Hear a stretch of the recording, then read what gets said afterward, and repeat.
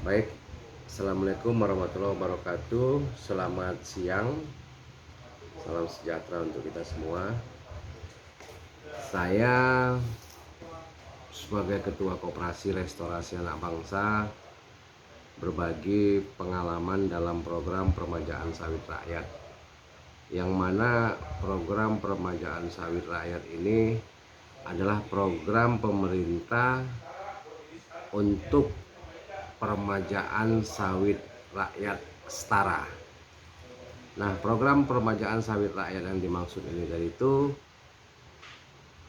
adalah program hibah yang mana dananya itu dari BPD PKS.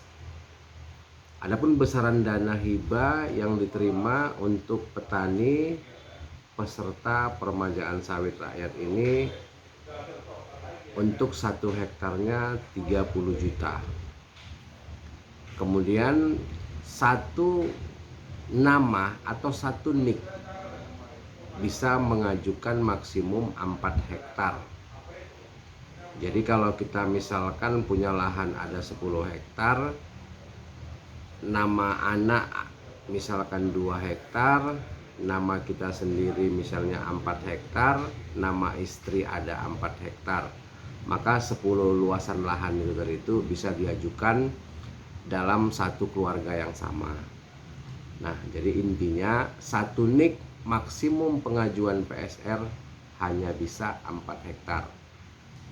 Kemudian usulan PSR wajib harus melalui lembaga pengusung, apakah itu kelompok tani, koperasi, dan sebagainya. Intinya saya sebagai Ketua Koperasi Restorasi Anak Bangsa menyampaikan bahwasannya Koperasi Restorasi Anak Bangsa sudah melaksanakan program permajaan sawit yang dimaksud dengan luasan lahan ada 76 hektar. Yang mana dari luasan lahan 76 hektar tadi itu ada 27 pemohon PSR. Nah, dana hibah yang diterima pada waktu usulan 2019 itu masih 25 juta. Sedangkan saat ini terhitung 1 Juni 2020 besaran dana hibah itu sudah ditambah menjadi 30 juta. Nah, sampai hari ini dana hibah per hektarnya itu 30 juta rupiah. Kemudian dana hibah yang dimaksud ya, itu dikelola oleh lembaga pengusung koperasi yang bekerja sama, apakah itu melalui katakan dulu perusahaan mitra atau swakelola.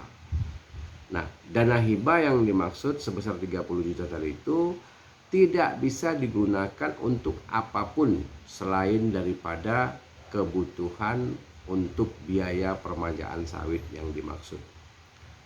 Selanjutnya, untuk dana hibah besaran 30 juta tadi itu diperhitungkan sampai dengan tanaman siap tanam. Kemungkinan kita upayakan juga bisa lebih dari dana itu tadi itu untuk di perawatan lanjutan tahun pertama atau P1 kalau kita sebut. Nah, ketika dana hibah yang diterima sebesar 30 juta tadi itu selesai dilakukan untuk penanaman sampai dengan selesai, kemudian sisa dana dilanjutkan ke perawatan tahun pertamanya.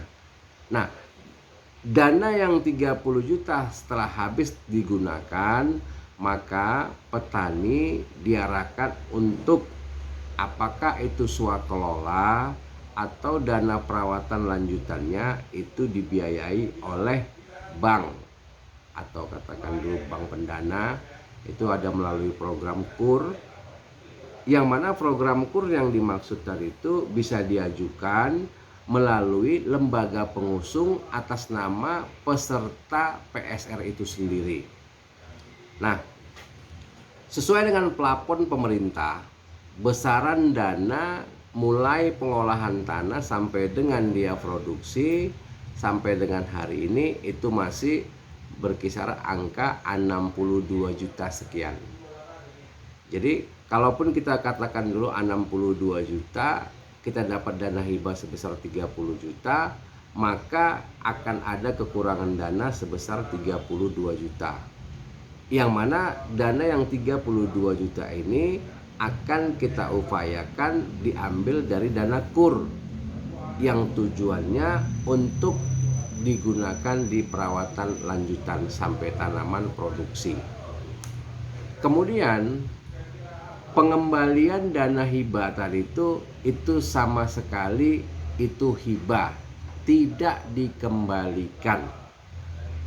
Nilai 30 juta yang diberikan oleh BPD PKS melalui lembaga pengusung untuk program permajaan sawit rakyat itu adalah dana lunak yang tidak dikembalikan. Sedangkan dana perawatan lanjutan untuk tanaman itu sebesar 32 yang tadi saya sampaikan, itu adalah dana yang diambil melalui kredit KUR dengan jaminan apalis dari perusahaan. Sehingga kita berharap program PSR yang kita ajukan itu ada perusahaan yang bisa mendampingi kita. Sehingga petani ketika lahannya diremajakan, dia artinya bisa sampai produksi dengan target 36 bulan yang dimaksud. Itu kira-kira. Nah, semalam kita mengalami permasalahan juga di lapangan terkait tidak adanya perusahaan sebagai avalis yang bisa menjamin KUR untuk diberikan sebagai perawatan lanjutan. Sehingga dana yang 25 juta pada waktu kita kerjakan kemarin habis digunakan, maka kita serahkan kepada petani untuk melakukan perawatan lanjutan di lahannya masing-masing, atau yang selalu kita sebut dengan swakelola. Nah, setelah dana hibah yang sudah kita terima dari itu habis digunakan, maka petani akan diarahkan untuk swakelola atau membiayain sendiri lahan yang diajukan. Nah, sedangkan pada kesempatan program PSR yang tahun 2022 yang saat ini akan kita ajukan, kita upayakan bagaimana biaya perawatan lanjutan ini bisa dibiayai oleh bank sehingga tidak terjadi kendala oleh petani untuk melakukan perawatan lanjutannya. Itu kira-kira pengertian sederhana daripada program permajaan sawit rakyat ini. Nah, kemudian apa yang menjadi persyaratan untuk kita bisa mengikuti program PSR? Yang pertama, kita punya lahan.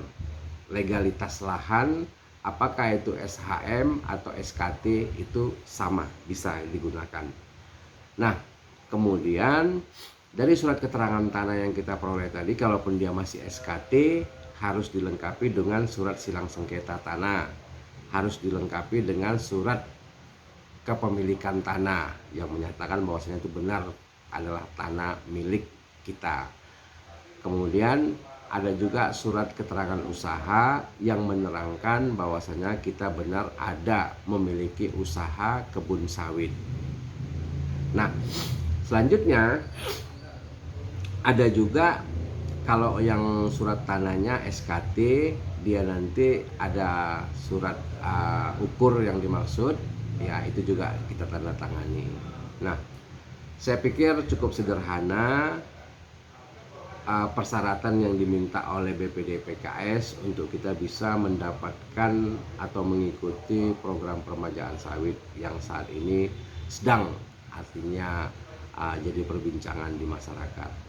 Nah, syarat daripada tanaman yang bisa dilakukan untuk ikut dalam program permajaan sawit, dia harus memang lahannya sawit. Jadi tidak bisa konversi dari karet mau ditanami sawit, itu nggak bisa. Nah, masalahnya sekarang ini kita melakukan permajaan sawit, bukan konversi atau land clearing. Itu yang juga harus dipahami. Ada lahan masyarakat, lahannya kosong, nggak ada tanaman sawitnya, kemudian mau ikut dalam program permajaan sawit, ini juga tidak dibenarkan. Kenapa? Karena dari tanaman sawit diremajakan kembali kepada tanaman sawit. Saya kira ini menjadi satu catatan sama kita supaya kita memanfaatkan apa yang menjadi program pemerintah pusat yang benar-benar bisa kita manfaatkan di daerah. Nah, kesempatan ini sampai 2024. Kita belum tahu apakah 2025 nanti pemerintah masih memberlakukan program permajaan sawit dengan dana hibah yang dimaksud. Saya pikir ini menjadi satu catatan sama kita.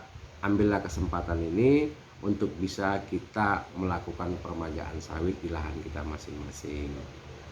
Terkait masalah pengerjaan, ya, pengalaman kita di tahap 1 yang lalu. Baik buruknya pengerjaan itu semua tergantung daripada pengawasan kita sebagai pemilik lahan.